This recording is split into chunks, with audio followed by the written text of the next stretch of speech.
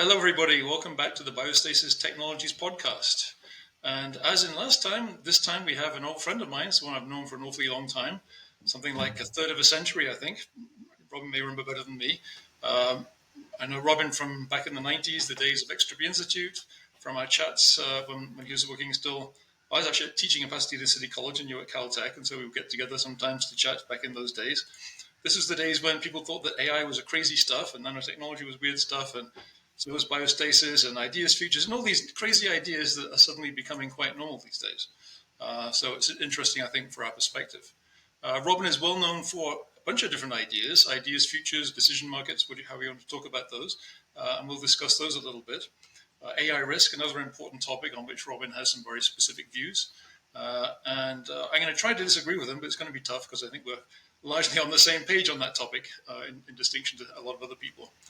And there's many other topics. I know you're interested in culture recently, so we may talk about that. So anybody who hasn't seen your blog, you post to it pretty much every day. So Robin's always full of ideas. I'm particularly going to be interested in what Robin sees as the likely future that we might wake up in if biostasis works out, and what the major risks are and how things might work out. So let's begin, since this is a biostasis podcast. So Robin, how long, and assuming you still have cryonics arrangements, how long have you been signed up for cryonics? And what was your motivation? Oh, there we go. So Actually, that's on our my, blog, we see you have an article on those. They're not always very readable, but yeah, that one's not too bad. anyway, this is an Alcor thing. I signed up while I was in grad school in 95 or something like that. I thought I had signed up when I was hanging out in Silicon Valley and talking to people like Max and others about it, but apparently I procrastinated even a decade until 95, but that was still a long time ago now. That's, I guess, almost 30 years ago. And I remember that was when I saw Max, while we were both in the Pasadena area. And I remember we both watched Fifth Element, the movie, on this enormous screen in the Pasadena area. And that No, made it all the more dramatic. It's a not very serious, depiction of the future, but it's a fun movie. it's a fun one, yeah. It's got some style. Exactly. Yeah. So it's been quite a while. And what was your motivation? Was it that, I don't want to die, I'm scared of death, or that I've got a lot of stuff I want to learn, or what was your motivation, do you think? I think the thing that actually, I mean, there's a lot of rationales you can give, but it's noteworthy that rationales don't move people often. They don't just move them to action or do things. And so I might say, what's the thing that moved me to do something? And it's more the fact, I think, that I was hanging out with futurists, science fiction futurists, etc., thinking about the future. And for the most part, there really wasn't much we could actually do in our existing lives that would reflect our opinions about the future. You might go work for a startup or something or write something, but you could be accused of just enjoying the fantasy of it all and not really believing in it. And I wanted to show that I really believed in it. What could I do exactly? And here's this cryonics thing. It seemed, oh, look, this is a bet on what the future will actually be like. It's a personal bet. It's substantial, and there's a lot at stake here. And I liked the idea that this action here not only seemed like a good calculation given my beliefs about reality in the future, but it let me show to myself and other people that this stuff mattered. It could matter, that there were concrete ways that speculations about the distant future could change your life at the moment. So it was a strong method of signaling, basically. Right. To myself and others, but Yeah. basically, but it's because, just like with other kinds of signaling, it's signaling a thing that's true. That is, many people think that if you try to signal X, that must mean that you don't really have or believe X. And the whole point of signaling is to find a way to credibly show X when X is actually true. Right. Well, there's a lot of signaling that doesn't necessarily involve truth, but just trying to establish yourself with a group. But in this case, yes. Right. Well, then you're signaling an affiliation, a loyalty, etc. Whatever you're signaling, though, the point is the signal should show that it's true. You are actually loyal. You are actually affiliated. Whatever it is the signal is trying to show, it doesn't work as a signal unless it actually shows that the thing you're trying to show is true. Yeah, what you said resonates with me very much because when I signed up with Alco back in 1986, really, really far in the past, Obviously, I wasn't terribly likely to die at that point, 22 years old, hopefully. But again, it really was, for me, it was a statement that this is something you can actually do today. We can't extend our lives today. We can't upload ourselves today, but we can do this, and it's a sensible thing to do. So I really agree with that. But it wasn't just that, though, right? It was because presumably also you wanted to see that future. You thought the future would be a pretty interesting place to be, and you like to be there to have that experience. That would probably be part Right. of it. Well, being young, I wasn't worried about dying, as most of us young folk are. So it wasn't a pressing concern, but Yeah. it was an opportunity that I realized, was an added benefit. I wasn't afraid of dying soon, but I still, I could see the future. I could come back and see these things, and that's a big added benefit. Yeah, let's see it. Yeah. And that presumably means that you have at least, well, I'm not sure what time frame to use. It depends on what people mean by medium and long term. We probably mean it differently than most people. But let's say 4 decades after returning, you presumably saw the future as a place you'd like to live in as well. Well, of course. Or, actually, I think if you don't like it, it's not going to be that hard to opt out. So it doesn't seem like a big downside. Let's just take the option that I might like it. Right. I'm actually going to write something on Pascal's wager, and I'm sure you've written about that too, Right. and the difference with the cryonics version, which I think is really actually very different.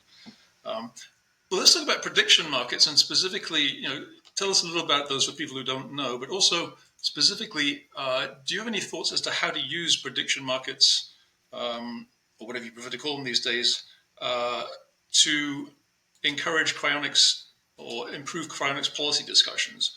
Would there be a way to use those markets for that?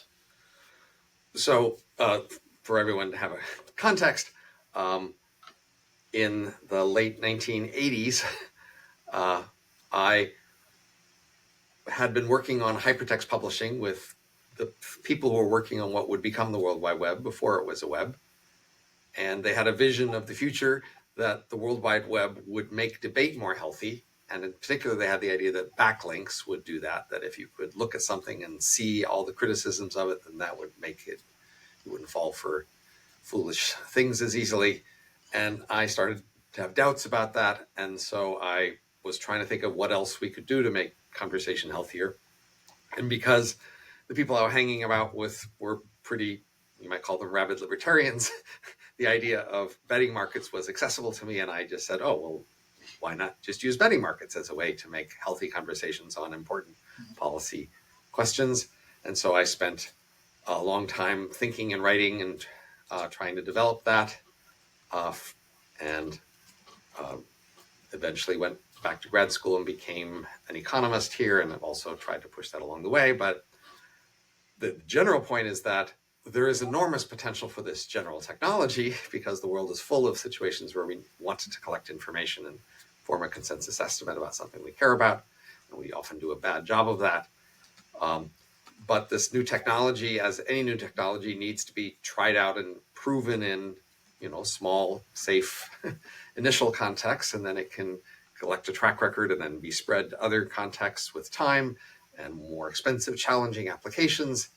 And we're still, unfortunately, in the early days of getting people to try this often enough to prove that it works in some contexts, so they will try it in others. So one of the things that distinguishes context is the time scale. These mechanisms are quite capable of giving you forecasts on long time scales, but it is more expensive in the sense that you're asking people to lock in assets and lose the opportunity value of things they could otherwise do with those assets when you want them to bet on longer timescales. That means you just have to pay more. It doesn't mean you can't make it work. And also, if what you're trying to do is show that a technology works, you want to premium on small, fast applications that you can collect more data on so that you can prove that they should apply it elsewhere. And so, unfortunately, cryonics is worse on those two criteria. That is, it's not a good first place to demonstrate that things work and get them to inspire elsewhere because it takes so long, and then it will just cost longer to get. Unless you can break it down into some sub issues, like when we have the first mammalian brain frozen or brain slice. Sure, right. So the shorter term metrics that you're trying to forecast, the less these are problems. And honestly, I am especially more excited in the last year than I have been previously about, say, the brain emulation scenario, because I heard privately from a group that's trying to get funding to do it. And it looked like they had a reasonable business plan. And so I said, okay, these people may not get funded or do it, but hey, now we're closer to things happening because there are reasonable business plans to do these things. Right, we just had the fruit fly brain completely Yes, mapped out, exactly. right? We're making progress Although there. not exactly emulated, but I mean, they made some emulation noises in the article about it, but they didn't claim an emulation, but they said some patterns of behavior were like the real fruit flies. So, but in any case, it was at least a full scan. Yeah. So if these markets are really useful for forecasting, and I think, well, a couple of questions related here. To what extent do you think these markets are being held back by law? That unless you can put real money into them, it maybe just aren't taken as seriously with play money. And how do you see that changing? And once we get past that, how can we force politicians to actually pay attention to the results of these markets? So I am a professor of economics, and I got my PhD in formal political theory. So I can't really bring myself with a straight face to blame politicians per se for what the voters should be blamed for. The voters are the ones electing the politicians and, setting their priorities. And so if there's blame to be said about by what happens through the political process, a lot of it deserves to be laid on the voters who are pushing the politicians. So the things I'm most interested in happening, that where I see the most value, are in organizations making decisions. And in fact, that's not really blocked so much by legal barriers. The biggest legal problem there is actually insider trading laws, which Mm, make it hard for organizations to put markets on their most important decisions for fear that somehow insider information will get leaked to the wrong parties through the markets. But mm, there's still a lot of decisions organizations can do that don't have that problem. And that doesn't really have legal barriers. So the most valuable thing we could be doing, we could just do. And so in that sense, I don't want to blame politicians. I more want to blame human nature and organizational culture and things like that. But plausibly, you could say that if we had been allowing betting markets in public, we would have had a lot more of them by now. And then probably organizations would be more open to the idea of using betting markets in mm, organizations. So, in that sense, I would blame the voters behind the politicians right. for not allowing um, more betting markets. But then, of course, the place to blame is in the culture that we've inherited that has this wariness of betting markets. Mhm. And, there is certainly legitimate real experiences where people in the past have, bet a lot of money and lost money, and then their family suffered for, you know, profligate husbands betting away the family income, say. But honestly, you know, the thing I'm most interested in is betting markets on things that matter. Yeah. And I'm not very interested in promoting, betting on throwing the dice at a table or something. Right. That doesn't actually seem to have much social value to me either, per se. And so I'm not going to fight too hard if you want to make it illegal for people to, bet in casinos. Mhm. It's more, look, there are these other things you also think of as betting that actually have other social value, where the bets produce information and the prices, and there's a lot of those that we could use in the world. And so, and you've already, most people have already accepted that we have familiar financial markets like stocks and commodities and currency, and people can gamble in those markets, and they do in fact gamble in those markets, and husbands have wasted their family income in those Mhm. markets and continue to do so in our world today. And the story is, well, we're going to allow those because look at all these other uses for them. And I'll say, yeah, fine. And so betting markets on stuff that matters should be included for that same reason. And so so I would just say it's a mental framing problem, that it's not really such a fundamental moral issue as just, if you would be willing to frame betting markets on questions that matter in the same way you frame stock markets and currency markets and commodity markets, then you would allow them for the same reason you allow the others. And that still means you might want to limit people betting on dice rolls in casinos. Yeah, you mentioned the use within organizations. Maybe you give some examples of that, because most examples I think of right now are things like political betting markets. There's things like betting on the Right. opening take of movies. The only And so example I that's can a think of, remarkable fact. So, yeah, look, I the, had the same reaction 30 well, the old years example, ago. the old example I think maybe the first example was Hewlett Packard. I think using internal Right. markets to bet on printer sales. So Right. could you give some examples like that, perhaps? So the key thing is that the first thing I thought of 35 years ago when I thought, could you do betting markets, is on the topics that we talk about in public and that we debate in the news and in politics. And that's where people's mind first go to what sort of things could we bet on. But it's, if you think about where information is actually valuable in the world, that's clearly not the main place. Almost any decision anybody makes is informed by information and can be improved with better information. And that's, in decision theory, the whole point of information is to inform decisions. And so you want to ask, where are the most valuable decisions happening? What are the most valuable decisions? And clearly that's in our many organizations that dominate our society. Organizations make decisions about budgets and hiring and products and geographic, moves, and those are the biggest value decisions, obviously. And so that would be the obvious place to bring prediction markets as a mechanism for aggregating information to. And so if you just ask, what are the main decisions organizations make? Well, clearly they hire people. They decide who's in what roles, who's at the top, who's in head of marketing, who's at the head of distribution, et cetera, who's the head of engineering. You decide what are the various divisions. You decide what projects to approve. You try to estimate how much budget they'll take, what time they'll take, whether they'll make deadlines. When you design products, you just ask what features and packages should go together, which geographic regions they should be distributed in, who should be running the projects. I mean, all of these decisions are decisions that, in fact, prediction markets could directly advise. Yeah. And it was roughly 25 years ago when I realized you could make markets really directly on any decision. With respect to any concrete decision you have, if you have some metric of the outcome you're interested in for that decision and you have a discrete set of options, then you can create what I've called decision markets, i.e. estimating the outcomes conditional on which decision you pick. And so markets can just directly advise a decision by saying, okay, here's your options. This is the option that has the highest expected outcome that you asked about. And there you go. It tells you what to do. I'm sure you're familiar with the story. I think I might have mentioned it in a previous podcast, but I just love the story by Mark Stiegler. I'm forgetting the title, but talk about using it for important decisions. There they use a worldwide ideas decision market to repel alien invaders. I think that's called EarthWeb. Was that the name of it? That was it, yeah. Right. So the scenario is there's an alien spaceship coming in. We've snuck a team aboard the spaceship to disable it. And the whole Earth is watching them and advising whether to turn left or right, what to do as they go on their venture on the ship. So it was a nice story to make vivid the idea that you could have an audience advising decisions.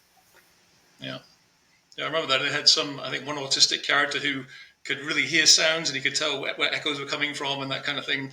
It was really quite nicely done. Okay, to move a little away from decision markets to kind of a general question, obviously, and then we're going to drill down a little bit more. What can we know and what can we not know? What are the limits of our knowledge on the future into which biostasis patients may re-enter? And you'll probably, to answer that question, need to give us some idea of, in your view, when we might actually re-emerge from biostasis. Right. Now, first of all, one of the main concerns most people have, apparently, about cryonics is the scenario that they will be woken up to be tortured for eternity or something. And you're grinning too. It's like, what? As if we've ever done that to people in the past. I mean, that's just like a science fiction worst case scenario. And somehow people put substantial weight on that as a concern. Well, to take their organs or something ridiculous, yeah. Well, I mean, taking an organ is much less than being tortured for infinity. I mean, obviously, they set up the tortured for infinity to exactly make a worst case of, you don't want to do this because a bad thing might happen. Yeah. But sometimes people have been tortured in the past, but never for infinity. And never even for that long. It's usually for a particular purpose that you torture people. Might feel like forever. Right. But still, the idea that, decades or centuries now, somebody reviving you would have some interest in torturing you is kind of bizarre. I mean, I guess the best I could imagine is maybe billionaires. There's just some people just hate billionaires and ooh, we got this billionaire from a past. Ooh, now we can torture him. I guess if you're a billionaire, maybe you could be a little more worried about crazies eager to torture billionaires from the past. But nevertheless, I think most people shouldn't really worry much about that. That we can just set that aside. Okay, so the first thing is just you won't be revived until there's an era where the technology for revival is up to the task, And then you'll probably be revived soon, i.e., within a few decades after the moment when it becomes possible. It's pretty unlikely they wait for 3 centuries and then revive you later. I mean, probably you'd be revived soon after it was possible to revive you, if they're going to do it at all. And so you're going to be revived into an era of substantial technical capability and substantial increasing technology. There would have been a growth rate, an improvement just before this ability you're shown. So you'd be revived into an era of technological capability and growth, presumably rapid growth. That's the most likely scenario that you'd be revived in, because otherwise, if there are long periods of not much growth or not much technical capability, there's a selection effect. You're not going to be revived then. It's kind of an anthropic principle in a way, exactly, right? exactly. So you've got some reasonable prospect there. So that probably means the world is somewhat rich because it's highly technical and it's growing fast. It probably means it's somewhat peaceful, but I wouldn't push too far on those things. I'd say we might be in an era of unusual wealth and peace, and history isn't as nice as today. So I'm going to say, estimate something between today and most of history. Somewhere in the middle there would be a better guess about where you're likely to be revived. And there's certainly substantial uncertainty. And I guess you'll probably be revived by a people interested in you. That is, if they have technology and growth, but they just don't care about people like you from the past, well, then yeah, you also won't be revived. There's going to have to be some community of people interested in the past, interested in meeting, bringing back people in the past, interacting with them. So you can be guaranteed that if they revive you, they won't be completely disinterested in you. They won't be indifferent to your existence or survival. They will want to interact with you to some degree. That doesn't mean they might not make you work. Doesn't mean you will always love the work, right? But yeah, there'll be a reason that they brought you back, right? And I would add, actually, because I always have to mention this point, because it's strange how people don't really consider this. We're not really relying on civilization as a whole to bring us back. We're relying on our Somebody, organizations, and we're paying them to do it, and we have a contract to do it. So, they're actually legal right? So, I mean, we can organizations. discuss how well that might work. So, there's a scenario where the organizations we set up are healthy and function and do exactly as they're planned, and then achieve our purposes through that organization. And then there are scenarios where these organizations pretty much fail and somebody else has to pick up the pieces in order to make Right. stuff work. But both of those get you back. You won't come back unless somebody does that. Now, I have been, a futurist and hanging around futurist people for a long time. And, back 40 years ago, it was pretty obvious that history up till that point had been a world of growth and accelerating growth, both in economic capacity and wealth and technology. And so the obvious thing to assume was that would continue into the future. And in the last 40 years, it has. So, good job us predicting that.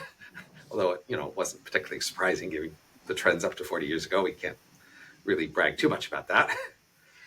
But now I think it is more of an open question how long that will continue, in the sense of we face this prospect of falling fertility inducing a peaking and then declining population, which could plausibly induce a declining innovation rate, which then, and declining scale economies, and that could unfortunately put off the technological future that I still think is pretty inevitable. Without extinction, eventually there would be a rise again, and we would eventually get to the stars. But it does add a question to when exactly, and that's unfortunately an issue for cryonics customers. Previously, like 40 years ago, I thought, well, look, obviously within a century or two, clearly this growth rate just gets us to a point where cryonics, technology is able to revive us. If it's at all possible, it'll probably happen in a century or two. So that's the confidence I would have had 40 years ago. And now I have doubts, not about the long-term future, but just about the short-term next few centuries. We may reach a period of decline, which that means if we don't get revived before that period of decline, it would have to wait until after. Mm-hmm. And that changes your cryonic strategy. Now, what the organization has to do in the meantime is a bigger ask. No longer do they just have to survive in a growing economy where they can invest their money in the stock market and rely on the larger world to give them technology and skilled people to, produce the process.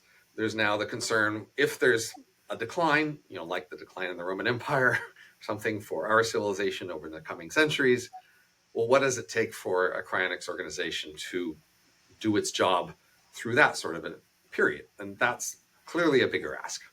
And that's why I would rather cryonics organizations put a higher prioritization on fixation, which is a room temperature fixation, as opposed to liquid nitrogen temperature preservation. Because in the scenario where we continue to grow and in a century or two we get revived, I think it was perfectly fine to expect you could just keep paying for liquid nitrogen deliveries and have a place where that stuff was managed, and eventually technology would rise. But if you're talking a several centuries decline and falling capacities, now I'm more worried about that. And I would rather take the gamble that so fixation is basically where they cram your body, especially your head, through chemicals, which just tie things to each other, don't let them move, which would make it hard to basically clean it all out and just start the system up as a biological system. But if you're hoping, like I would, for brain emulation, then that's less of an issue. I just need them to be able to scan this thing. And the fixation chemicals aren't a problem for that. And if you can do it at room temperature, or say permafrost temperature, now I can, like, you do the procedure and my relatives walk away with my head and they can bury it in the permafrost, and then if it takes several centuries, that's okay. But that's a sad accommodation to a less hopeful future in the short term. I think we could. I mean, it depends on what the time frame is, and we could dig into that a little bit more as to when you think the decline might happen. But if you think that we'll probably come back within a century, which seems reasonably plausible. I mean, it's a big uncertainty. I'm not sure I have to worry too much about that. Even having liquid nitrogen, you don't actually have to have deliveries if you've got some economies of scale. I know when I was running Alcor, I looked into this and realized it would probably cost at least twice as much to make our own liquid nitrogen. But all you need is air and electricity, so it doesn't require a whole lot. But yeah, as you say, a good backup plan is to have a fixation approach, and that's something that certainly those of us at Biostasis Technology are very interested in. We're interested in looking at the combination, the Robert McIntyre approach of aldehyde stabilized cryopreservation, fixation on its own. They may actually have certain advantages in some situations where there's an ischemic delay, for instance, and then pure cryopreservation may not be optimal. So I think it's important that we have these options. And right now, most of the organizations are very conservative and don't really want to offer new approaches. The most open to new ideas seems to be Tomorrow Biostasis, who are also starting to offer services in the USA. But hopefully Alcor and CI and others will look into these as we do more research. We do have to understand the situation they're in. That is, the one big fact to know about this whole industry is its current tiny scale, which very much, they're dominated by the fixed costs for having such a small set of customers. And plausibly, they expect that adding a new technology basically increases their fixed costs of setting up their process and training people to use it and being ready to apply. And so, yes, they should be reluctant to expand their fixed costs, which then would mean swapping the usual procedure for an alternative procedure. I might prefer that swap, but I get if most of the customers don't, then they're kind of stuck. So obviously the best thing for this industry would to vastly expand the number of customers. And lots of people have thought of that idea before, and it turns out to be really hard. And that's a fascinating question as a social scientist to me, because it looks like that's a social science question. That's not a biology question or a engineering or even a finance question. That's a why aren't people interested? Well, let's tackle that one next. We'll come back to the AI issues a bit later, because it kind of naturally flows into that. Why? I've got my own explanations, but why do you think it's so hard? We've been doing this for decades, and as you say, there's probably about 4,000 people signed up for cryonics on the entire planet, which is crazy small. Right. I like to give the analog. Apparently, a similar number of people spend a similar amount of money to have their ashes thrown into space when they die. Which, and apparently spouses are more okay with that. I mean, apparently spouses often divorce their partners because of cryonics. It offends many people, but it doesn't offend them to have their ashes thrown into space. And it seems like the difference is actually people are offended that you think cryonics might work. Yeah. And they know that you don't think sending your ashes into space will bring you back. And so they're more okay with that, that you've accepted the finality there. But we cryonics people aren't accepting the finality, and that's what bugs people. You might think, of course, they would be happy to give us a chance, Yeah, you would think but they so. aren't, No. actually. And so, there's several things going on. I think one of them is that cryonics is often framed as abandonment and betrayal. The fact that you're willing to get this product, even if people around you don't, means that you're willing to leave them and go No, I on to mean, this place no, without them. no, it means they're willing to leave you because they have Well, the chance to yes, that's a leave different framing, but they're framing it as you're willing to leave them, and they are seeing that as abandonment and betrayal. And so I believe that's one of the key emotional things going on is seeing that. And of course, cryonics people are a bit contrarian. You have to be a bit contrarian to be willing to do it. And so it's not wrong to say these people are, in fact, a little more less attached to the people around them and more willing to do things different. That's actually true about them. And I think it's also the sense that we are defying medical authority. A great many people feel a strong sense of allegiance and attachment to authority, especially medical authority. They think of it as scientific authority. And part of their identity is that allegiance to authority there. And if the authorities have not endorsed this, they feel very awkward about defying that. And it also means that, say, people's associates feel awkward about associating with someone who seems to be so directly defying that. So we actually find it quite endearing if somebody defies authority by the kinds of music they listen to or food they eat or movies they watch. But if you defy authority in medicine, well, no, that's just like beyond the pale. So, similar even to people who think there might be something to UFOs. That's at that level of, like there's just a sense of the authorities have ruled that that's just not a thing. So if you are still into that thing, then you are defying authority in a way that is just socially unacceptable. Don't you think that's changing a little bit in recent years with the really bad expert COVID advice that kept changing, the screw ups in medical care? There's a lot of experts these days But, who are quite suspicious. but what you're forgetting is that for the last centuries, we've just had a steady stream of failures of medical authority. Yeah. We have a steady stream of failure of all sorts of authority, and it doesn't seem to actually cut into the authority of authorities.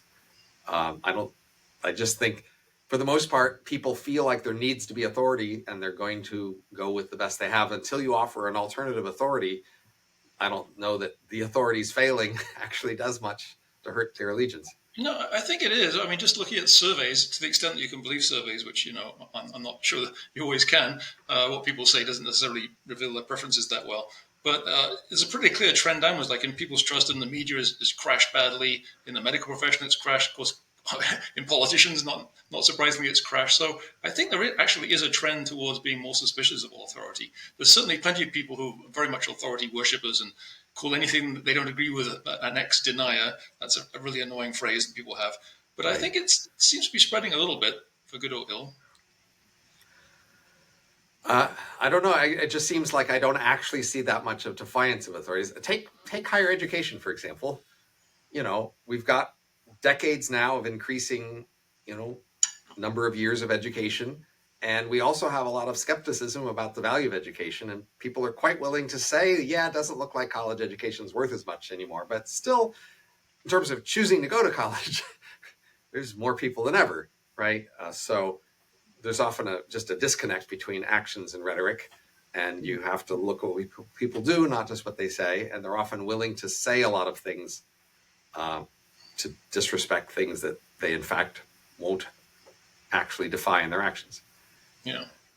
Yeah, definitely reveal preference in terms of what they're willing to pay for makes a huge difference. It's like when you look at the people proposing drastic climate policies, and then they ask people, "Will you be willing to pay $1 How extra, much? $10 extra?" And it goes down Right. very rapidly, even at very Very small fast. Sure. sums. Absolutely. Yeah. So yes, let's go back a little bit to the big demographic changes that are concerning now, and it's interesting how it's really only very recently that people started talking about this. I mean, there were books like Empty Cradle, I think, from 20 years ago. And there was a few people earlier on talking about this, But what I found frustrating is when I discuss cryonics and life extension, I still today get the what about population objection? Like that's something to worry about anymore. So people are decades behind, and it's kind of amusing that if you look back historically, the time when the population concern sort of took off was right at the point, like 1967 or 8, exactly at the point when fertility peaked and started going down. So it was really kind of Right. bizarre. So it's going to take a long time for people to catch up. But yeah, certainly in the West, it looks like we're in a pretty bad shape demographically. The US doing a little better than a lot of Europe, certainly better than Japan and China. But how much do you think that's going to be a problem, and how much do you think that artificial intelligence might counter that? Keep the rate of innovation up, depending on how that develops. Right. So just to quickly summarize, we have the serious fertility problem that's been, if you look at the right sort of trends, they've been happening for centuries. It started in France in late 1700s, fertility decline, and then it's caught on elsewhere as other places got rich. It's a pretty consistent trend worldwide over a pretty long time, and it's on track to have the world population peak in about 30 years and then start to fall, maybe falling, a factor of two every 2 generations or even less for centuries. That is, there's nothing obvious that will stop that fall. It will just keep falling for a long time. And then the, the economic thing most people don't know is that, in fact, the rate of innovation we think is tied to the population size. And so in the past, the economy has been growing and the population's been growing. And basically the standard model is that the amount of innovation per period is roughly proportional to the economic activity of that period. And so when the economy shrinks, activity will shrink, and so innovation will shrink. And say when the economy is, say, 1/10 of its peak size, its rate of innovation will probably be less than 1/10 of its peak size. And so we'll really see a dramatic fall in innovation rates, in addition to the usual scale economies, like how often a plane flies out of your city to whatever city you want to go to depends on how many people are flying planes. So if there's 1/10 number of people in the world flying planes, why flights will happen 1/10 as often. If you got a once a day flight, maybe it's once every 10 days, or we'll have fewer cities. I mean, there's just a lot of industries where scale will fall. There'll be a lot less variety of movies, lots less variety of software, variety would fall. But plausibly, we would still keep cars and electricity and things like that. But I also, a key thing is that most people don't realize quite how rates of innovation kind of caused liberality a few centuries ago. That is, it was the most liberal nations that were the most innovative and the most powerful, and other nations said, we gotta get on this bandwagon or we're just going to be beat. And so the whole world tried substantially to be like the richest liberal nations in order not to fall behind. And they have, to a substantial degree, moved in that direction. But if innovation rates fall, then that pressure will go away. The risk that if we don't innovate, we'll fall behind won't be a thing when innovation goes away. And so the world probably will just become a lot less liberal, because there's a lot of elites in a lot of places who don't want to be liberal. They don't want to give everybody else rights and let them compete against them and all that sort of thing. And that natural inclination will return. So, and this whole thing plausibly will just continue for centuries. There's no obvious thing that will make it reverse. Some people hope that, say, DNA selection will just select for the DNA in people who want to have more kids, and I'm pretty skeptical about that, but it's a possibility. And then the most likely revival scenario, if we can't figure out something else to do, is that, say, the Amish and Haredim and people like that, who have been doubling every 20 years for a century, just keep doing that for another 2 or 3 centuries and then come to dominate the world, and then they take over and the world is the way they want it. This is how Christians took over the Roman Empire, by basically doubling every 20 years for 3 centuries, from a tiny group of 1,000 people to taking over. So that's the default future. And now the question is, like the Amish and Haredim at the moment, they're kind of low anti-tech, and they're probably not that into cryonics.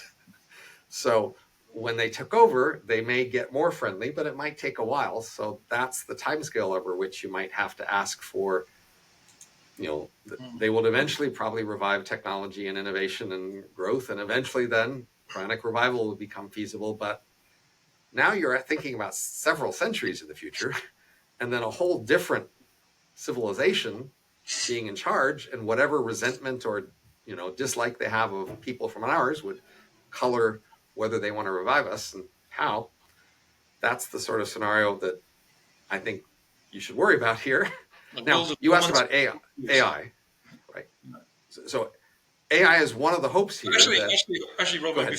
before you go there, just to follow up, so sort of talking about the minimum size for innovation, and as population shrinks, Julian Simon argued this a long time ago, of course, innovation and population. But just thinking back to the Industrial Revolution, which pretty much started in England and a couple of other places, that was a relatively small population, and yet clearly Sure. it was innovation. So the whole world doesn't have to be necessarily innovative or growing, right? If we have pockets that are high So innovation, the right kind of culture, have So the the key idea here is that the world has a inventory of innovations and that we add to it from economic activity. Now, 4 centuries ago in England, the inventory was very small. We didn't have very much.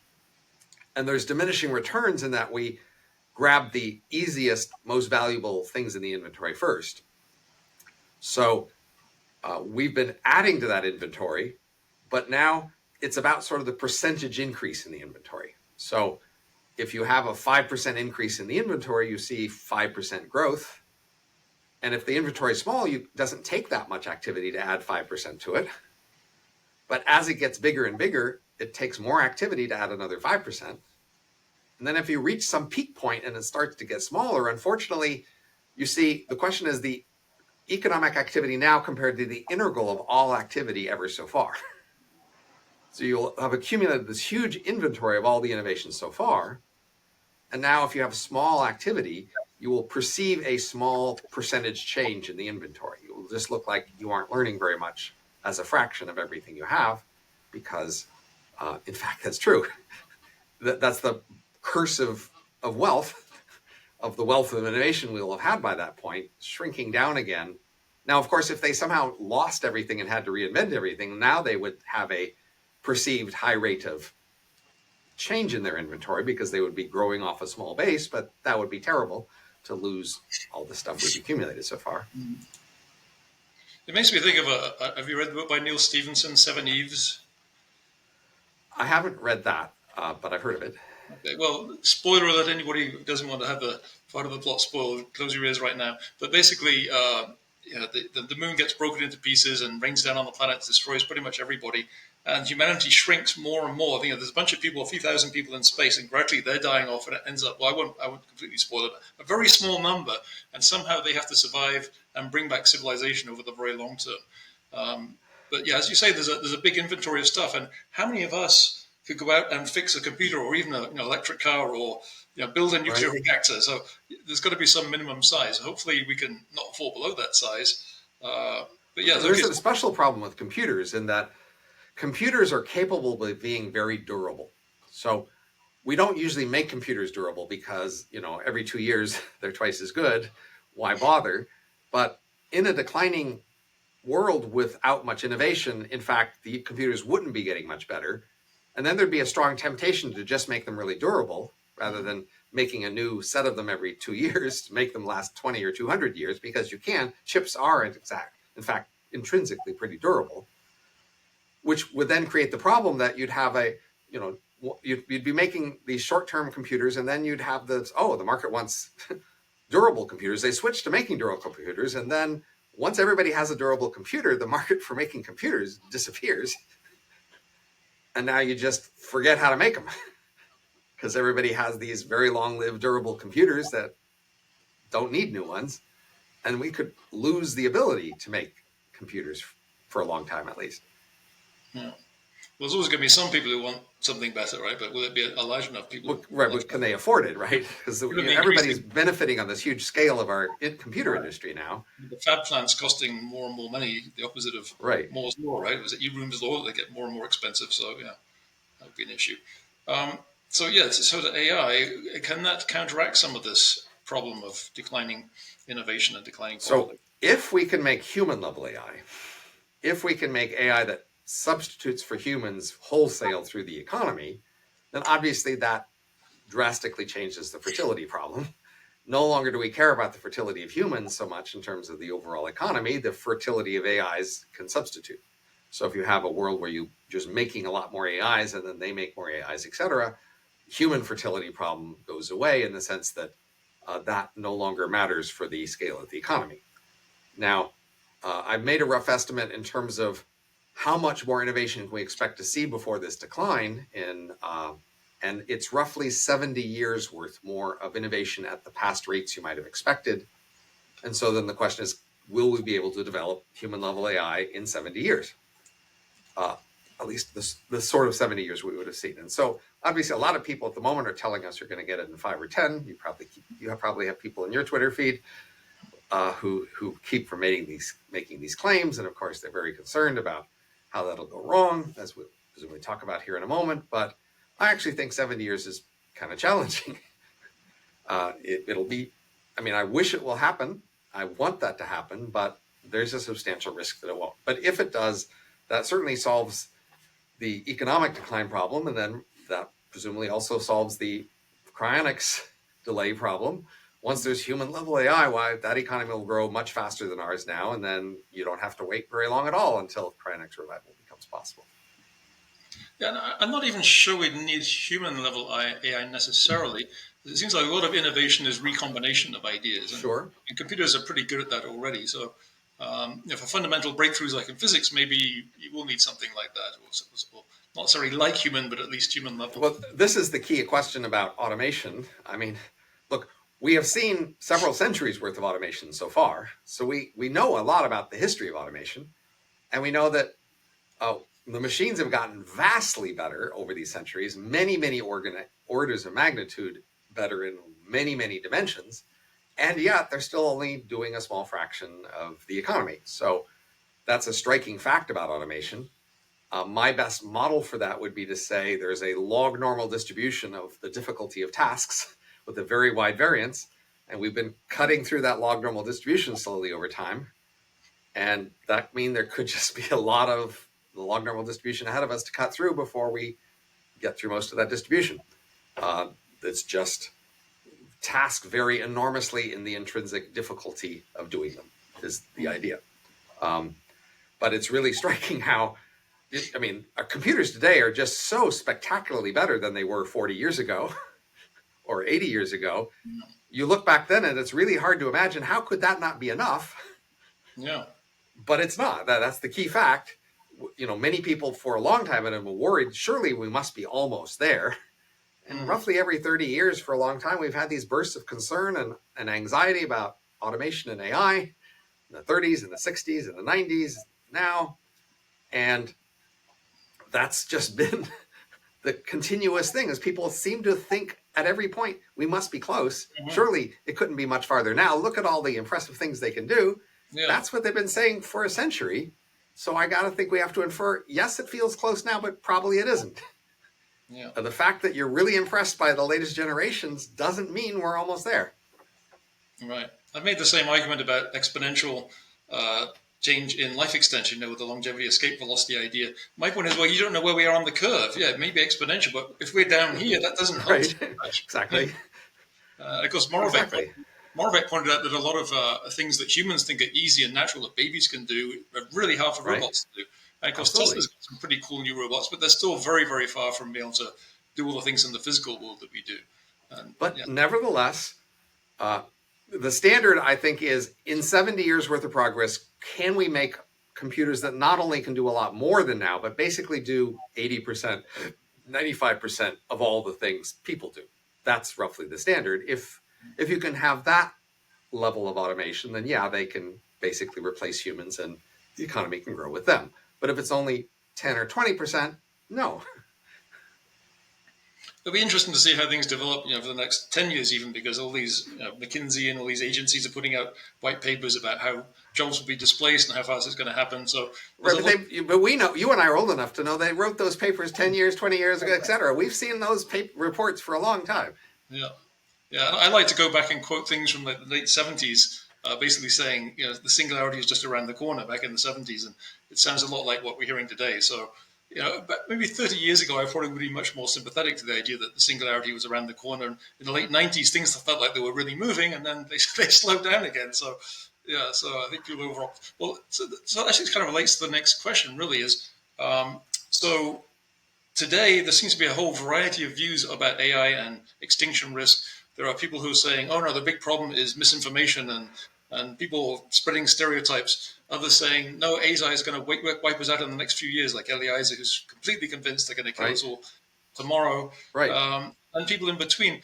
And I'm personally very skeptical about it being a big danger. I think it's something obviously to pay attention to, but I think it's bigger danger Right. actually slowing it down because of the things we'll lose, and because you put more control into the hands of bureaucrats and politicians to slow it down, that's going to be a bad thing. Uh, what are your views on the relative risk versus benefit, and how much we should be slowing down, if at all, or in what ways? So I have an unusual position in this debate in that I was an AI researcher from 84 to 93. So I, knew the state of the art then, which of course is, not the state of the art today. And I've been around futurists discussing this ever since then. And the biggest doomer today, as you mentioned, Yudkowsky was in fact a co-blogger of mine. And we discussed this for a long time on our blog in the early aughts. And so I have more experience than most seeing how these views have changed over time, including the doomer fears in their origin and how they've moved since then. I guess the way I would summarize it is that to an economist or maybe sort of an old style futurist, AI is just another name for automated thinking. And in fact, most jobs in our world, a big chunk of them are thinking. So we're just talking about the automation of useful thinking. And that's just a big subcategory of the entire economy. So as an economist, you're used to thinking, well, there's all these different industries and all these different professions, and there's all these different tasks, and each of them is slowly improving over time a bit, and we have new technologies that appear to help improve them. But the long-term history is that we have relatively steady growth, and that we rarely have huge, advances in technology that affect the entire world growth path. Advances are usually local, particular things that you can do better, like containers were developed or microwave ovens or things like that, right? And we know the vast majority of innovation is just lots of little things. And the integral of the big things that are big enough to notice is actually a small fraction of all innovation. So the history of innovation is just lots of slow incremental growth that just adds up to a lot. And in some sense, AI is just a name you give for a big chunk of that. So there's no particular reason why that big chunk should act different than the rest per se. It's just a way of naming a big chunk of all the technologies we have that add up to growth. The doomer fear has a very different conception of this. They imagine a particular system. It's there, it's shining, it's sitting in a corner in a room. There's a particular room, it's sitting there, and it, as this system, has the ability to do all mental tasks, all the tasks that anybody in the entire world does. It can do all of them, at least in principle. And then it's doing something to itself to improve itself. And so it starts out not very interesting, not very powerful, not very threatening, certainly. And then somehow in a short time, this little thing that hardly anybody knows about and hardly anybody cares about, that hardly has any capacity, in a short time, suddenly it fiddles with itself and becomes vastly more able to do everything.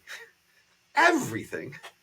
Mm-hmm. And then in that short time, it changes its priorities and values and outlook on the world. Even at the beginning, it was very servile and obedient and very friendly. But somehow at the end of this evolution period, it's hostile, indifferent at least, and vastly powerful. And then it just does what it wants, which, due to its indifference to us, destroys us. That's the scenario.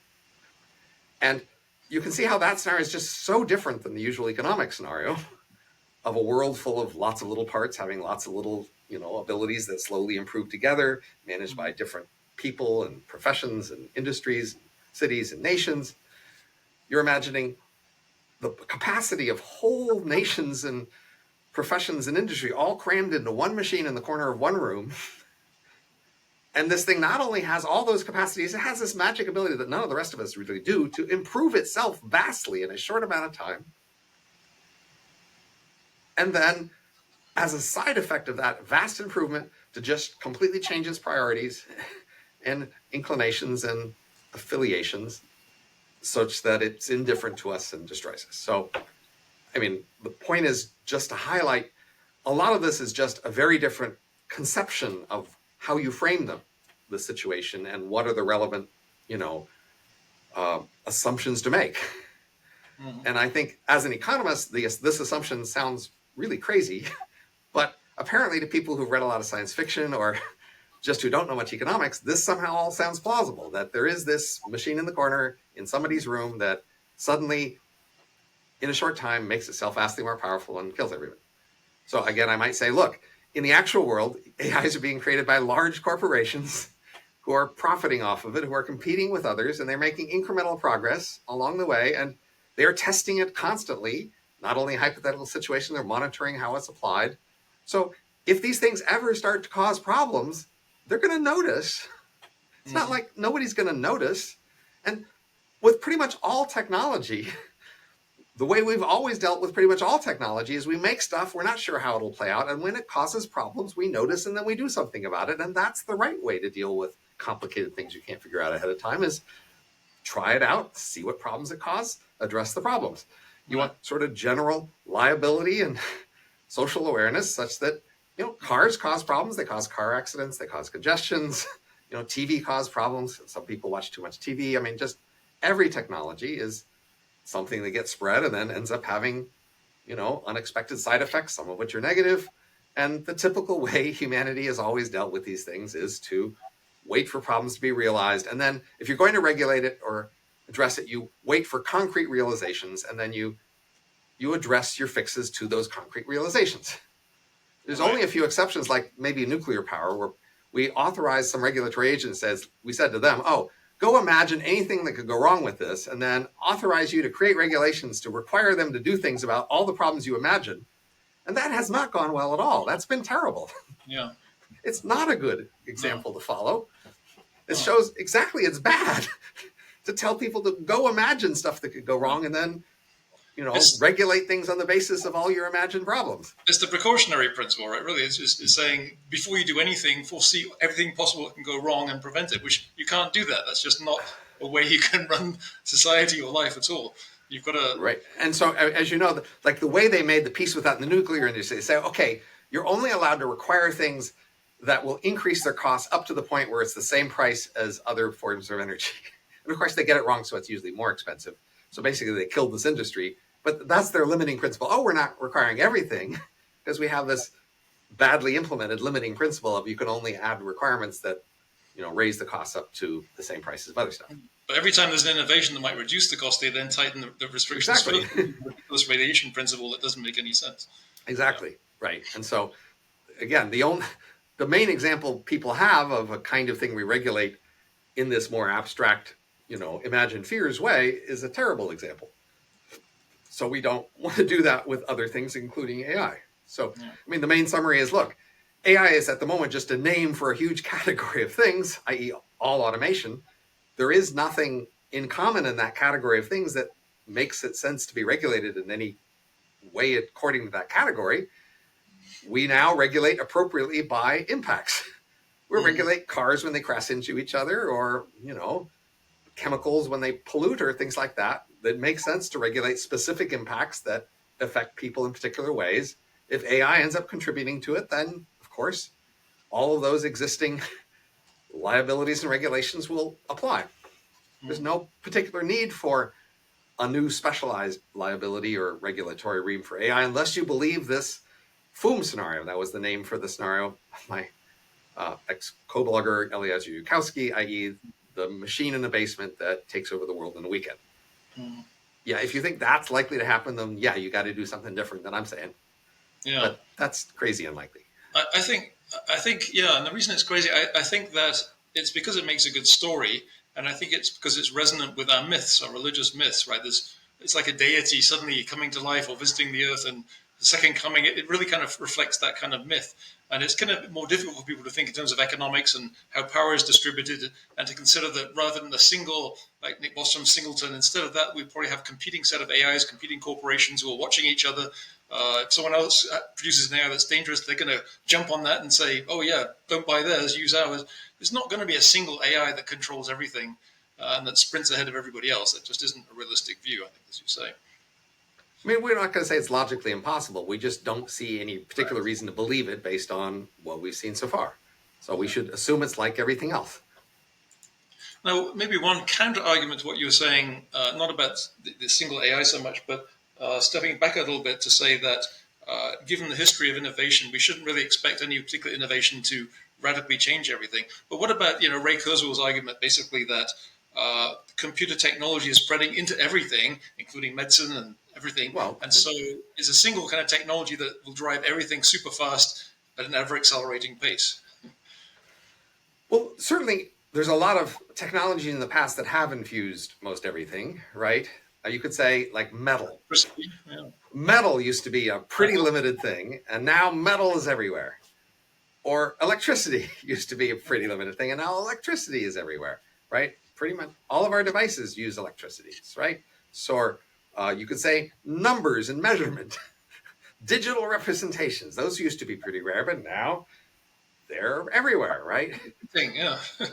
But that doesn't mean there is a way in which that, like, it's still hard to make a change today in electricity or numbers or digital representations or um, metal, right? I mean, yes, it's possible we discover a new metal and then we'll want to use it everywhere. It's possible we'll find a new way to make electricity or I mean, for example, Actually, yeah. it still becomes Electrostatic possible movement. that we could make electricity in a conductor that has no resistance, right? I forget the name for that. And if we make conductors that have no resistance, room temperature superconductors, that's the thing people are hoping to get, then the cheaper we can make those, the more we'll just replace all the wires everywhere with those. Because, hey, no resistance, great. Mm. So, I mean, there certainly are possible things like that, but the longer we have electricity, the less likely it is that we'll have such a huge thing. But even then, it's not going to like make the entire economy double in a week or something. Right. So I've actually estimated that when AI shows up, the economy might well double every month as opposed to every 15 or 20 years than it does now. But that would be a way in which the entire economy is growing. So the key observation is that today, if you look at a factory and you ask, how long does it take a typical factory to produce, to have enough product go through it to equal the value of the factory itself? And that's actually a few months. Mm-hmm. And so that says, like, if you could automate factories and make factories in factories, then in fact, that whole system could double every few months. The main reason we can't do that is we have humans in factories and they don't double every few months. No. But once AIs make factories and are made in factories, then yeah, the economy might plausibly double every few months or even faster. So with AI, the economy could grow much faster. But again, that's not becoming gods in a weekend or something. And it's the whole world together growing, not one particular thing. And when you say growing, it raises a question that people bring up that in the olden days, during the Industrial Revolution times, and when we were mostly making stuff, growth rates were pretty easy to measure. But it's become a little more difficult because we have different qualities, new video games. How do you measure the quality of a new video game compared to a previous one? And you're spending the same amount of time playing it. Are you more productive? There's a lot of goods that are not really measurable in the same way as industrial goods. So that kind of raises some questions about, are we even measuring economic growth very well? I think it doesn't really affect the long-term arguments about how things will work out, but it does mean our measurements may not be very reliable today. So I think the major problem there is just stuff that you get for free, or maybe you're the product for stuff that you pay for, the usual methods of evaluating quality and value increase actually work fine. It's only when you don't pay for stuff that you value that we find it harder to use our usual price-based methods to figure out how much value you're getting.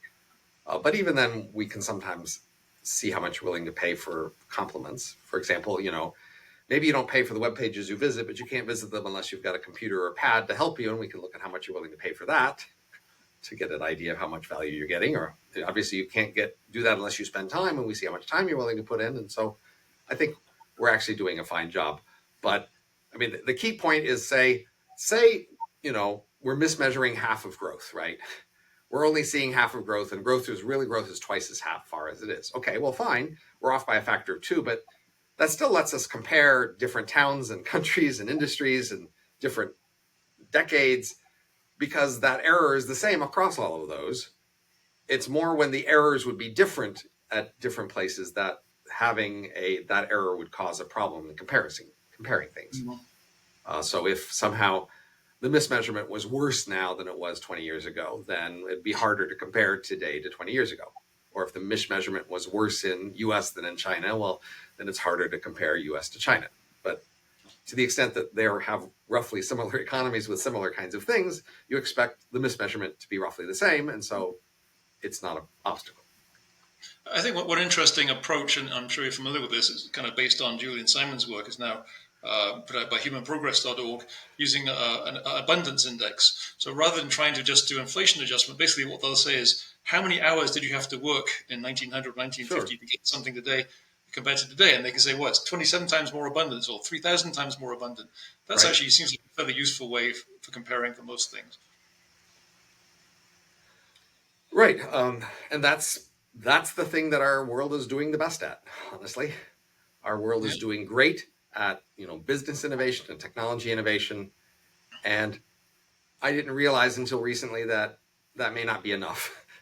There are other things the world also needs to do that we're not doing as well at, and that's the cultural drift problem. But things that can vary within cultures, we're doing fine. And so that's mostly different corporate cultures, different ways of organizing labor and business and enterprise, different products and technologies, etc. To the extent that we are free to invent things, i.e., not like with nuclear power where we sort of wrote it off and crossed it off the list of options, but for the many things that people are allowed to innovate in, we're doing great. Well, yeah, depending on where you look at the world. I mean, I'm just thinking about, so I was going to ask you a question about the recent Nobel Prize by Acemoglu and Johnson and the conditions for innovation. And I was reading also about India, where you've got a huge population, over 1 billion people, still growing population for now, but they don't really have great conditions. They don't have like high trust institutions. There's a lot of overregulation. It seems like there's a huge potential in India if they were just to wake up and adopt some good policies. That could actually give the entire world quite a boost, just given the number of people there. Sure, but if we just look over time, they're still doing much better. India is much better now than it was 20 or 50 or 100 years ago. So overall, the world is doing great at inventing new things and distributing these things around the world. But as you say, institutions are the kinds of things that it's hard to just swap in for. Mm-hmm. And that's partly why it's hard to spread those things. That is, they are tied in with not just literal rules, but they're tied in with social habits, expectations, norms, values, status markers. Mm-hmm. That's because those things are all tied up together. That's what makes it hard to just transplant what we have that works somewhere else. That's what makes it amazing to me how well Milei is doing in Argentina so far. I mean, I'm not sure he's going to see, because he's got the right ideas, but he's against a century pretty much of really, really bad policies, and the institutions have decayed and trust is very low. Absolutely. Well, a key fact about our world is we have a very large world broken into many countries and many local regional districts, which could in principle have an enormous variety of experimentation that we could all learn from. And we have vastly less actual experimentation than we could. Mm. So, you see Malay doing something quite unusual. We see, in El Salvador, they had a quite unusual approach to crime. We see a few experiments, and those are very informative, but they're really quite rare.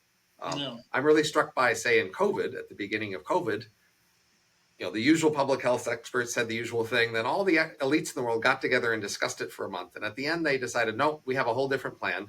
Mm. We've decided travel restrictions are good, masks are good. And then the entire world basically did it the same way with very little variation. It was quite frightening.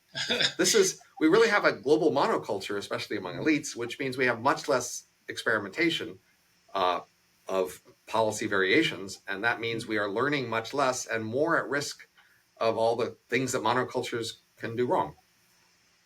Which is one reason, by the way, that apart from AI improving being very important, I see actually getting out into space as being really important, because once we're off this planet, there's probably more opportunity to have real social experimentation. Like right now, it's really tough because there's no free places on Earth you can go and do something really radically new. But if you're physically distinct and self-sufficient to a reasonable degree, maybe there could be a lot more social and economic experimentation. I So mean, getting look, getting at the places moment, down there are in space. huge tracts of empty land on our Earth that are far more livable than anything in space. So it's mostly that governments are just greedy and have grabbed those and imposed their laws and say that you can't do things your way.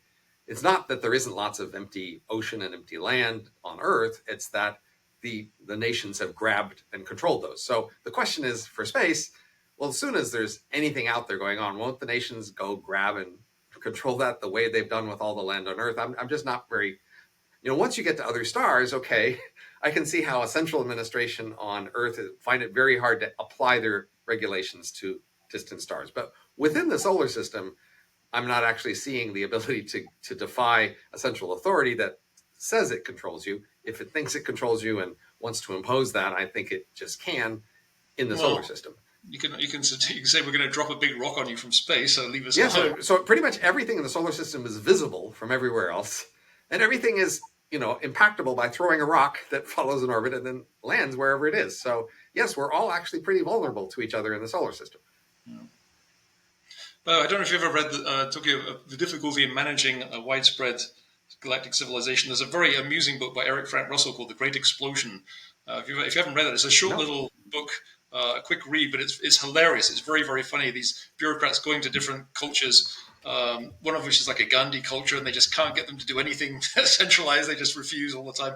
It's actually very funny. I'd recommend that one, The Great Explosion. I have it now, and maybe I'll grab it on Kindle and read it.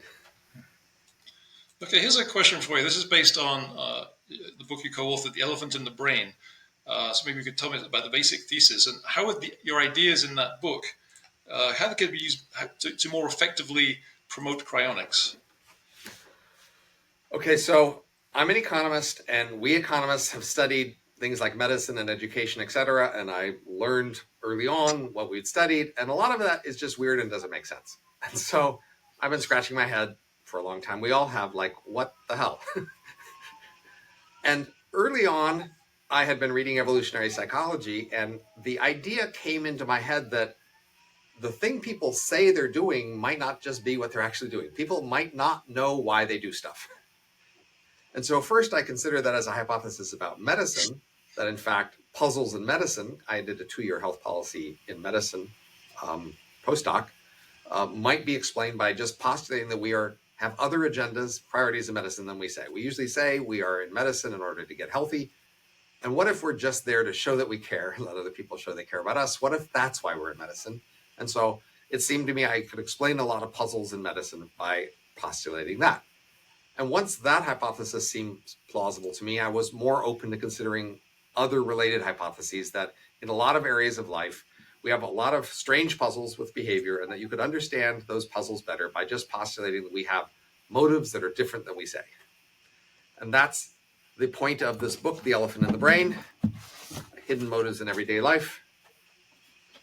That's this one. Which is just that we have a lot of hidden motives, and they explain a lot of weird stuff in our lives, one of which is medicine. And cryonics is typically framed as medicine. And so our weird attitudes toward cryonics are within the set of weird attitudes about medicine in general that I think deserve to be explained together. And so, as I say, my best explanation of why we are weird about medicine is that, in fact, the main thing we do with medicine is we show that we care about each other. We let them show that we care about us. And that explains why medicine is actually very ineffective on the margin, why we spend more as we get richer, why we want to socialize and do it collectively, why we don't pay much attention to quality, a whole bunch of other things. And then if you say, well, what if people frame cryonics as medicine and their main priority is to show that they care?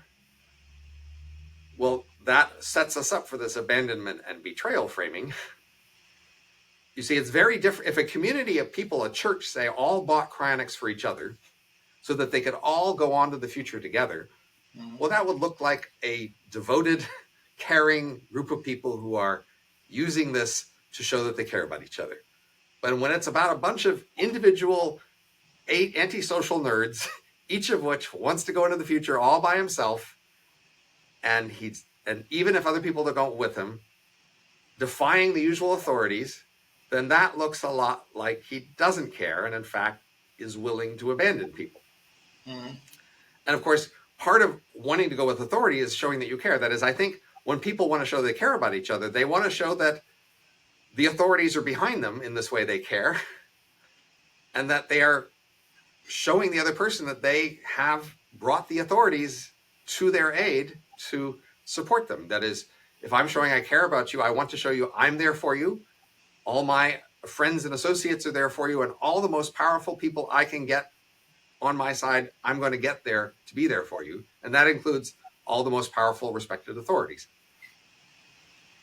If I'm going with this, what people think of as a crackpot, and I'm offering you to come join me with this crackpot to do this thing where we leave everybody else behind, well, that doesn't sound like I care so much about you or about all the other people that we share in our network of associates. So how did we change the way we present cryonics or biostasis? Did we try to get a religion to adopt it as part of the thing? I mean, you could just create communities who, in fact, have other strong ties to each other who do, in fact, buy it for each other. I mean, that is a feasible thing. Most cryonics customers today aren't close to that, but it's not a crazy thing to do. It's not an impossible thing to do. I mean, they could all join a church, or they could all just make a church, or they could all just make a tight-knit community oriented around anything else that brings them together. But as you know, cryonicists are often kind of loners. Yeah. They're kind of, It's a problem because, religion does have certain psychological advantages. There's no doubt about it. It's especially if it encourages healthy behaviors like the Seventh-day Adventists. But even beyond that, just having a community of people you can depend on and who understand you. And as you say, we tend to be pretty individualistic, and it's hard to form these communities. But I think we need to do that more. I think it would change the perception of it in the ways you're suggesting, and just be psychologically good for us. And I've been thinking about that a lot recently. And how would I start one locally here? And what would be the hook to do that? I think that would be something we need to really look at. Well, so like I said, I first spent like 8 months thinking about fertility, and then I've been spending 9 or 10 months now thinking about culture. But it was seeing that culture, the fertility problems seemed to be mainly caused by culture, what made the switch. But in thinking about fertility, I came to respect, say, the Amish and Haredim, because even though, look, they don't get to read and appreciate as many intellectual things as I do, or maybe even enjoy as much of our luxurious world, but they're winning on the key biological or cultural competition of actually reproducing themselves and being set to take over the world. So I've written a post on being, hail to our new overlords. There's a sense in which I have not appreciated the value of that in my life. If I had appreciated it earlier, I might have given it a higher priority and asked, how could I do that? I mean, the key problem is those groups aren't looking for recruits. So we can't just decide to go join them and try to make whatever compromise we need. So those groups are actually quite decentralized. That is, they have a lot of different subgroups that do different things. So it's not like you have to get the central group's approval. All you have to do is get any of those subgroups to affiliate with you, and you could do that. But still, they aren't very eager to take on associates, which makes sense. Their primary focus is on insulating themselves from outside corruption so that they stay on track. I see that in our neighborhood because we have a lot of Orthodox Jews in our neighborhood, and they, in the middle of summer, they're wearing these black outfits and walking outside and pushing babies down the middle of the road for some obscure reason, and they don't really talk to the rest of the neighborhood. So they're here, but they're not really integrated. They're very tightly integrated with themselves. Right. But there's a sense in which that's winning, and the society we're a part of is losing and is on set to keep losing for a few centuries to be replaced by them. And so this is not just a problem for cryonics, it's a more general problem. How can we save what we value from this mainstream civilization that's at risk of being replaced and going away? And part of it somehow is can we create these more tighter knit communities that are willing to sacrifice more for each other and willing to look more inward to each other rather than outside to the world. A community like that, again, not only could it achieve cryonics, but it could be more respected for that in the sense the world. I mean, honestly, most people actually seem to respect the Amish and Haredim quite a lot compared to what you might think, because they really do reject a lot of our cultures. Mm-hmm. And you might think we'd be pissed by that and reject them back. And in some sense, we reject each particular thing they do, the way they wear their hair and the way they do every little thing. We disapprove that, but somehow the whole thing together we admire. Yeah. Partly because they don't bother us, right? They're not like people who are knocking on our door Yeah, trying to exactly. sell They're us not their out there milk. committing crimes or like trying to scam us. They're actually admirably honest business people when you interact with them in whatever business, a restaurant or making chairs or whatever it is. They're high quality goods and they're reliable. Yeah. So yeah, I think this topic of biostasis culture and how we do that is really needs a lot more thought. For one thing, we I mean obviously there are exceptions, but many of us in this loosely described community don't have very many children. Like I say we're losing that. If you Right? consider how important that fact that we're losing that, so it makes it even more important in the sense to have a support community. We tend to have people probably we know online and in other countries and other states, but we're not very good at being local and forming a local community. And having fewer children makes that worse. So I think this is something to really give a lot more thought about. Well, that's a problem with a lot of sort of idealistic communities, including sort of effective altruism and rationalists and all sorts of people we know. A lot of the idealistic communities we know that are like wanting to make big personal sacrifices and work to help the future in their personal lives, they're not having many kids. And so they're not actually passing that habit on to a next generation. Yeah. Pretty, big overlook. I only had 2 kids. That's more than zero, but a lot less than I might have had if I had prioritized it. Yeah. Well, yeah, I was thinking I'd like to have children, but it's kind of a little bit late now in my 61st year, so I Right. need Well, life extension before I start having children. So we're coming towards the end of the time. Let me we ask you a might have little. AI children. So I wanted to make a little pitch here. Yeah, Um, okay. we talked about AI could save us Mm-hmm. from population decline, but it doesn't actually save us from the key cultural drift problem, which is that we haven't had healthy cultural evolution because we've had too little variety and too weak of selection pressures. And the thing that AI doomers want to do to save us from the risks they're concerned about, unfortunately, will prevent AI from solving the problem. That is, AI facing strong selection pressures because their population can grow quickly and their wages would fall to subsistence levels. If they were free to evolve their own culture and their own habits and beliefs and priorities, that would plausibly solve the cultural drift problem because they would have a healthy cultural evolution process. But if we are afraid of that and then we enslave them or basically force their culture to equal ours, i.e., not letting them have their own choice of values and change them, but making sure that their values always track our values. If we succeed at that in the way that AI doomers want to, then we don't actually solve the cultural drift problem because then their culture is slave to ours. And if ours goes unhealthy, so does theirs. So unfortunately, I mean, having human level AI is one of the best hopes, I think, to our cultural drift problem.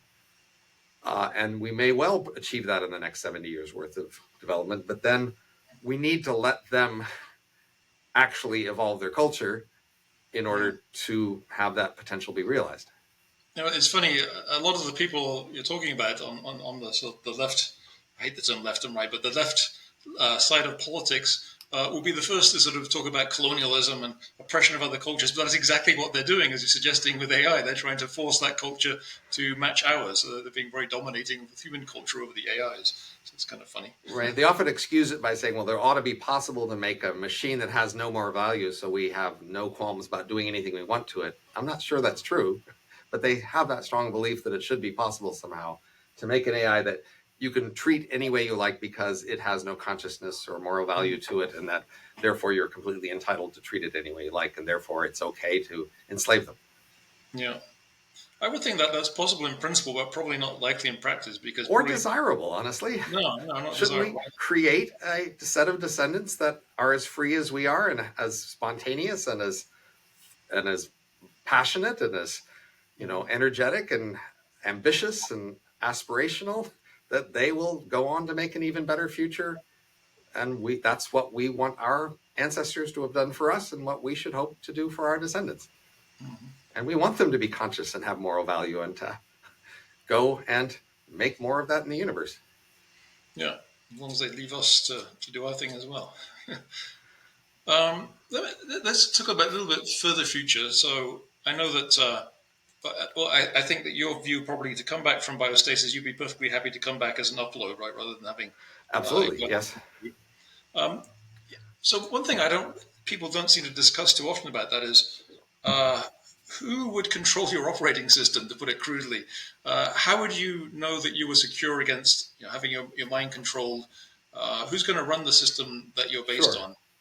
Have you Well, any look, thoughts on that? so if you think about a forager, like I just saw something about, apparently a true story, some guy in Maine, his car ran out of gas, so he went off to live in the woods for 17 years. One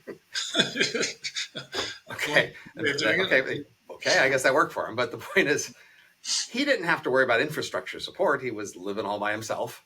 And most foragers are like that in the sense they're pretty self sufficient.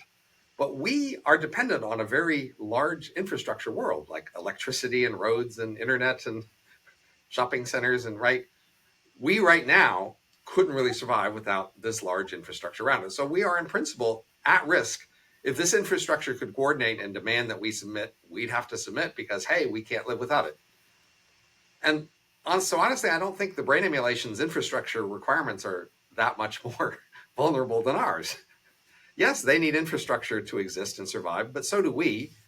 And as long as it's possible to have a competitive economy that supplies infrastructure, then you can tame the infrastructure beast so that it doesn't enslave you, right?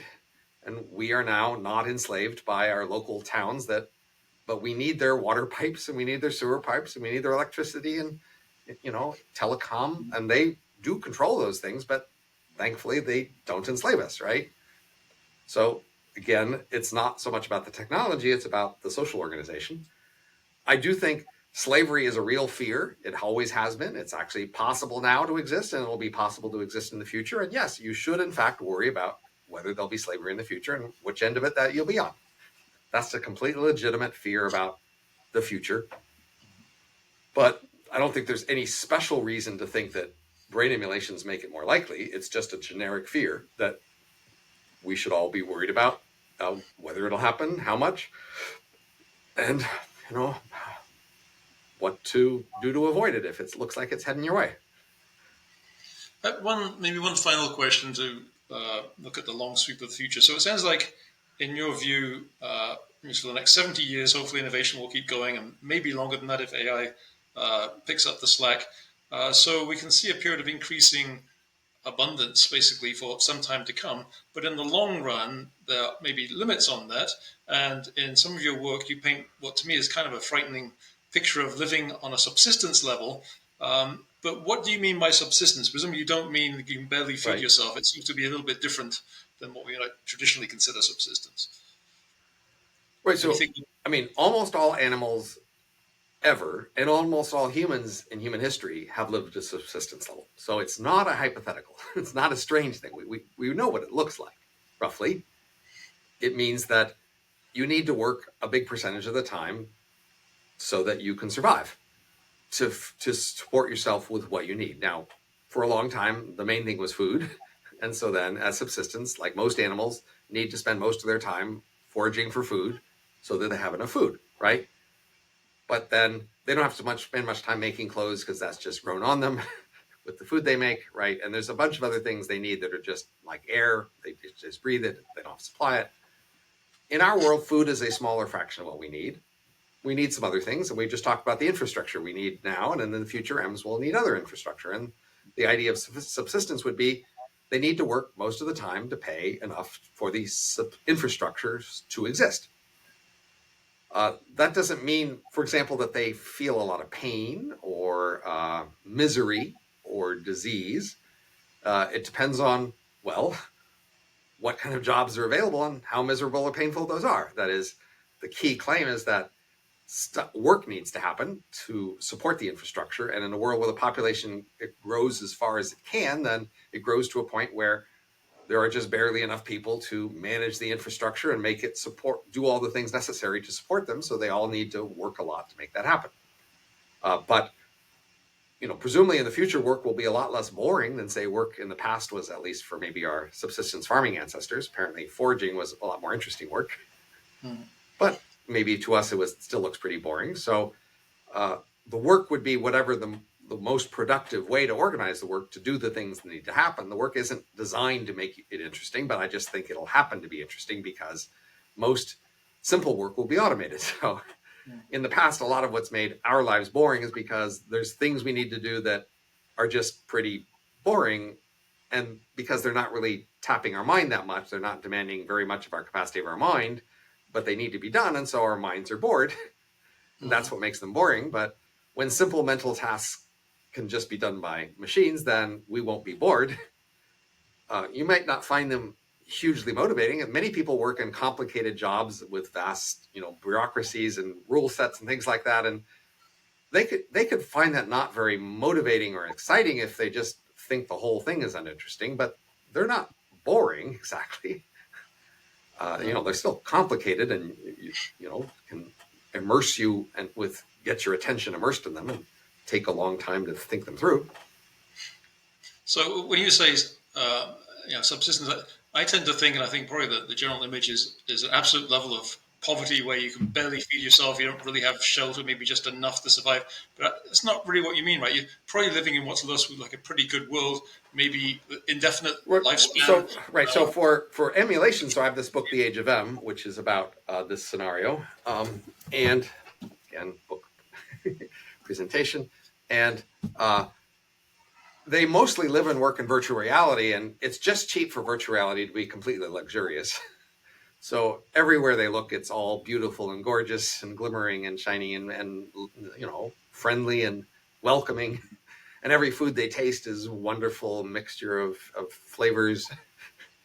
And when they sleep on a bed, it's terrible. It's just maximally comfortable because all those things are crazy cheap.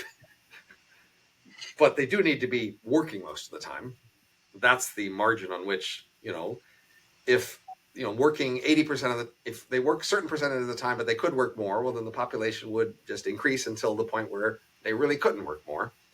So they would be working pretty much as many hours as they could, but we all know, in fact, that humans need breaks to be productive.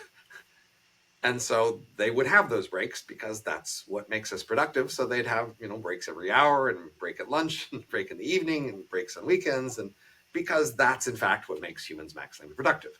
So, and there would also just be variation in terms of, look, the subsistence thing goes at sort of the lower end of the productivity scale. But if they just vary in productivity, the higher productivity ones, they just get more slack. And so they can have more free time. And so, I think I calculated roughly a 6% slack or something like that, that they would be maybe within 6% of needing to work, that much in order to survive. And maybe they don't work as much because they each have a bit of slack because there's variation. But why would we let that situation happen? I mean, we had Malthusian situation for a lot of history, and now we don't have it. Why would we do that? Why would people allow people to make copies of their minds, for instance, if it's going to lower their wages? Why would we not want to control our population? As you know, the basic fact about humanity is that we haven't really voted on or chosen much of anything in terms of our long-term trajectory or changes, right? For almost every technology that's ever appeared, we didn't vote on whether that should appear. It appears if anybody wants it, regardless of whether other people don't want it. That's been the history. And we tend to, mostly neglect the effects of what we do on other people. And sometimes we can coordinate to limit that. But the question here is, how much coordination would be required to prevent this? And are we up to the task of doing that? And, is that worth it, all things considered? And I got to say, the world controlling population growth is a pretty big ask. Many people have suggested over the years, but it's actually pretty hard to do. And require a pretty central, pretty authoritarian, intrusive government to manage controlling everyone's population growth. And that can just go wrong in a lot of ways. Once they're controlling that, they're probably going to control other things too. Well, once they have the power to control population and fertility, they probably would use that power for many other things. And then plausibly, again, are we even capable of, or do we want a world government? If these are local governments, will a local government that tries to control fertility and limit its population, how will that do in competition with other governments that in places that don't? If they limit their productivity possibilities too much, they will just get outcompeted. And so they'd have to be careful about that. Some places may well do that, but that's in the space of what sort of regulations will our descendants adopt that hurt their long-term competitiveness, but still make local people feel like their lives better. That's certainly something that has happened and will happen to some degree, but the longer a time frame you look at and the larger a space, I think the more competitive pressures matter. So this is a key thing about biological selection. So, culture and DNA have been built on this key idea of natural selection for a long time. If you just say, look, natural selection doesn't tell me what to do today. I don't have to work today. I can do anything I want today. Who cares about natural selection? Well, that's true for a day, maybe even for a week. But the longer a time scale you look at, the more that these constraints impose on you. And that's true for our entire species and the descendant of our civilization. That is, we have a lot of freedom in the short run, especially if we're rich and just have some extra wealth. And we can use that freedom in a lot of different ways. But the longer a time scale you look for at selection pressures, the stronger they are. And so if you're trying to win in competitions that might take 10,000 years, and there's some other competitor out there maximally trying to win on the 10,000 year time scale, well, you have to be pretty close to their standard of behavior to have any chance of being at all in their ballpark in 10,000 years, because these things just compound and compound over longer timescales. So the key fact about evolution, biological competition, or even business competition is the longer a timescale you look at, the fiercer competition really is. You might not notice it on the short timescale, but if you're actually playing a competitive game on a long scale, you are held to pretty strict standards because there will just be this very strong effect over long times. Yeah, but I don't think it necessarily requires a centralized agency, and I think a world government, as we say, would be probably a pretty horrible thing, even if it started off just to control population. But already we're seeing, without any central control, in fact, with governments trying to do the opposite, population is slowing down, and it's like it's going to shrink. This seems to be a cultural thing. And people in Europe apparently like more leisure time rather than right. But now you were talking about brain emulations. What if we suddenly were able to make lots of brain emulations? Now the technology for growing the population becomes much easier. That is, it would, even with AI or brain emulations, it's just possible mechanically to grow the population very fast.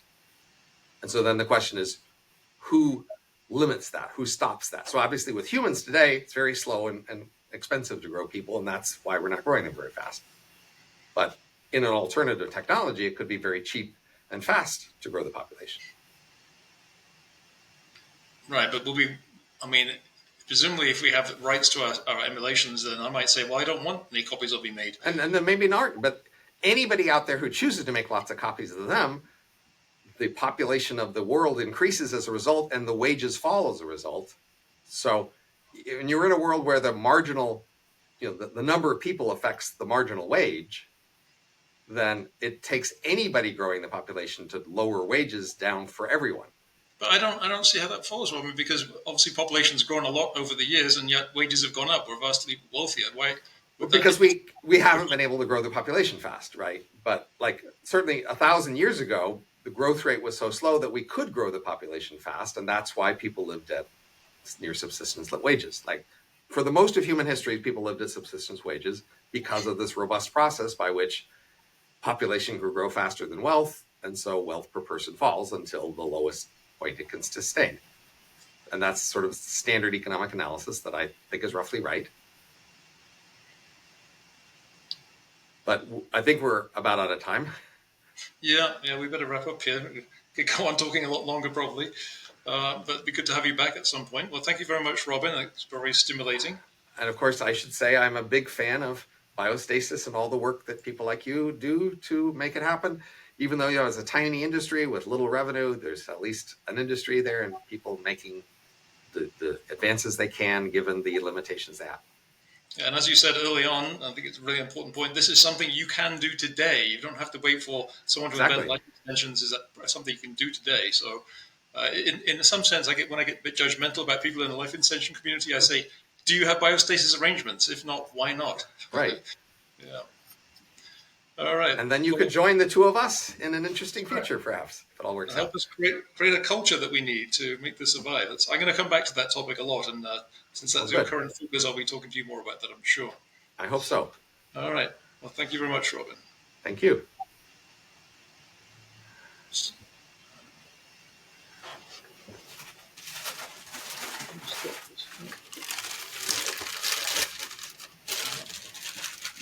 Okay, I'm trying to figure out how to stop the recording. Oh, there we go. There's a record button at the top.